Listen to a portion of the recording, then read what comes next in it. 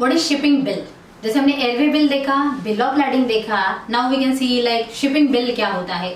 बस मैं अगर सिंपल टर्म्स में कहूँ, shipping bill is the proof of export for your bank. So I hope you need to understand that कि shipping bill क्या होता है, कौन देता है और वो कब इशू किया जाता है।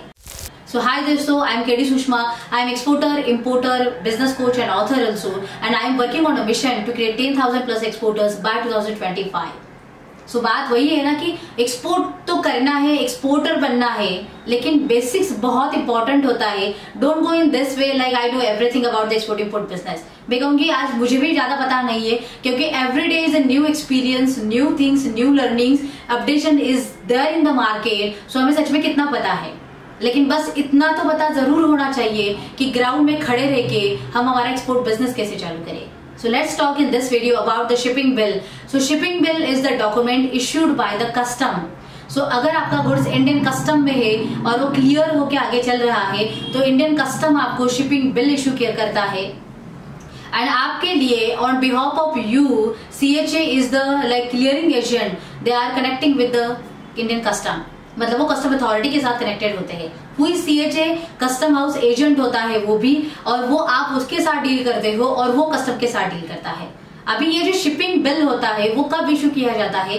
तो जब भी आपके गुड्स आपके गोडाउन से, फैक्ट्री से, वेयर हाउस से या फार्म से जब भी हम पोर्ट पे भेजते हैं, वहां पे जाके custom will come there, they will inspect your goods, random sampling किया जाता है गुड्स का, और उसके बाद व्हेन एवरीथिंग फाउंड ओके, उसके बाद जब भी वो सब ओके हो जाता है, उसके बाद वो कंटेनर को सील लगाते हैं। That means the custom clearance is done, and after custom clearance is done shipping bill is issued. तो वो शिपिंग बिल तब इशू किया जाता है, मतलब वो कस्टम साइन करके वो डॉक्यूमेंट इशू करता है कि everything found okay as per the invoice and packing list, and they have cleared that consignment for the next like export purpose के लिए आगे उन्होंने क्लियर किया है। सो ये जो शिपिंग बिल है जो कस्टम इश्यू करता है, that is your proof of export for the bank. अब ये बैंक के लिए क्यों काम करेगा प्रूफ ऑफ एक्सपोर्ट के तौर पे?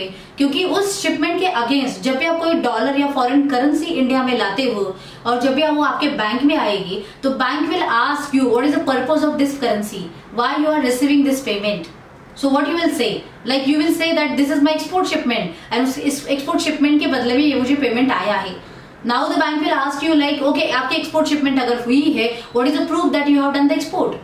So this is the proof of export for the bank.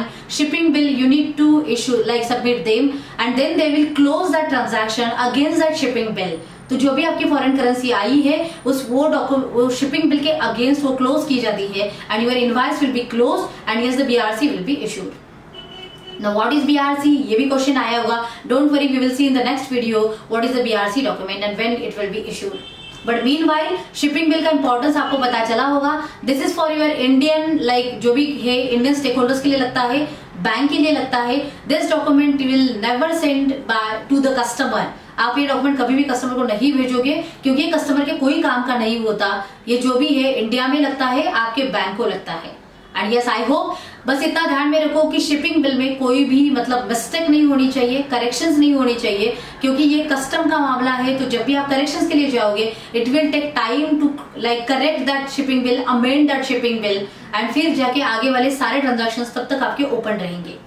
So draft check करना that is most of the important part है। शिपिंग बिल में क्या चेक करना चाहिए, क्या नहीं करना चाहिए, ये भी बहुत इंपॉर्टेंट है। तो इसका मतलब ये समझ के चलो कि लाइक आपको सब पता है के चक्कर में जो पता नहीं है उसकी भी खोज, उसकी भी तलाश होनी चाहिए। Yes, every document is important in the export-import business. You just need to cross-check that every document before going for the confirmation, and yes, definitely you can avoid the losses in the export-import business. So start your export journey. Everything is easy. Global Fortune and KD Sushma is with you for the export-import business startup. Yes, connect with Global Fortune family, and you can start the export business very easily. So join to us. To our membership, we are like creating the platform and community. So once you become the community partner, yes, definitely everything is like we are doing for you and you only, how you can build up your business in the international market. So comment me in the comment box like what are your questions, and I will give you the answers on that. You can join my free webinar www.kdsushma.com/book now. Just take action.